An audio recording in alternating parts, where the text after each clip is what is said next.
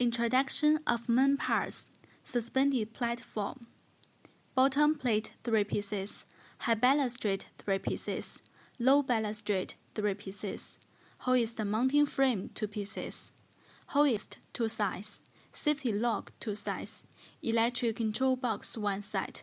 Electric cable 1 piece. Load hammer 2 pieces. Screws. Suspension mechanism. 2 front bases. 2 rear bases. 4 adjusting bars. 2 upper columns. 2 front beams. 2 rear beams. 2 middle beams. 6 tension clamps. 2 turnbuckles. 2 clips of the front beam. 2 reinforced steel ropes. 4 steel wheel ropes. 2 limit plates. 1 safety rope. 40 counterweight. Screws. Installation of suspended platform. Align the 3 pieces of bottom plates on flat ground and joint them together. Installation of balustrades. Take 1 piece of low balustrade and place it on the bottom plate of the working side. Connect them well with screws. Take 1 piece of high balustrade, place it on the opposite side, and fix with screws. Install the other 4 pieces of balustrades by the same way successively. Connection of bottom plates. Fix screws at the connection plates of the bottom plate and the balustrade. If the screws cannot fit smoothly, shake the balustrade lightly and make the punching hole aligned. Connection of balustrades.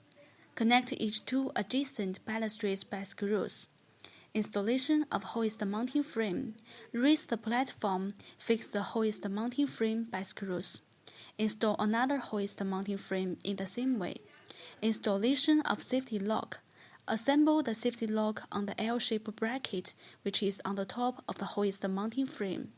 Keep the swing arm of the safety lock toward the inner side of the platform. Installation of hoist.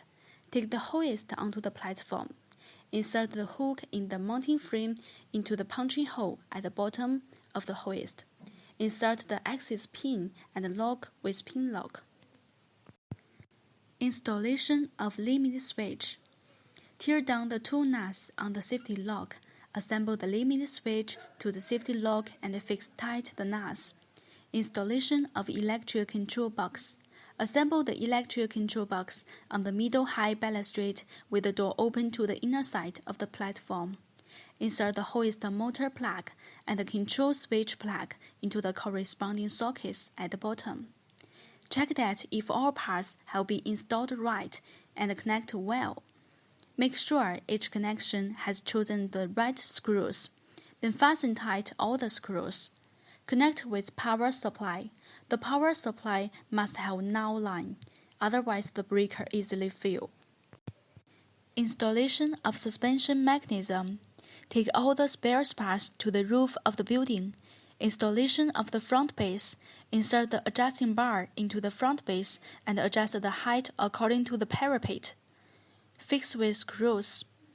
Install the front beam and the upper column. Joint the front beam with the front base. Adjust the all stretch according to the construction project, which is usually about 1.3 meters long. Joint the upper column. Fix them together with screws. Install the middle beam and the rear beam. Insert the middle beam into the front beam and make sure at least 2 punching holes overlap. Fix with screws. Insert the rear beam into the middle beam and make at least 2 punching holes overlapped. Fix with screws. Installation of the rear base. Insert the adjusting bar into the rear base. Adjust the height and fix with screws. Connect it with the rear beam. Install the clip of the front beam and the tension clamp at the end of the front beam and fix with 1 screw. Get the reinforced steel rope through the wheel at the top of the upper column. Install tension clamp at the end of the rear beam and fix with screw. Assemble the turnbuckle and screw tight to its limit to strain the reinforced steel rope. The front beam should be lifted 3 to 5 centimeters upward to produce pre-stress. Fix the end of the steel ropes with rope clamps and fix them to the clip of the front beam. Install limit plate at the end of the steel rope 80 centimeters below the front beam.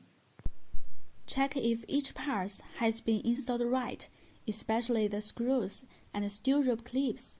Fasten tight all screws. Place the counterweight on the rear base and fix with screws. You can also insert a section of steel rope into the punching hole on the rod and fix with rope clip.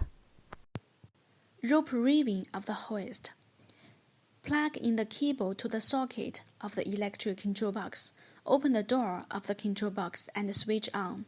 Pass the working steel rope through the rollers of the safety lock and insert into the rope inlet of the hoist. Turn the switch to the same side of the hoist and press the ascending button.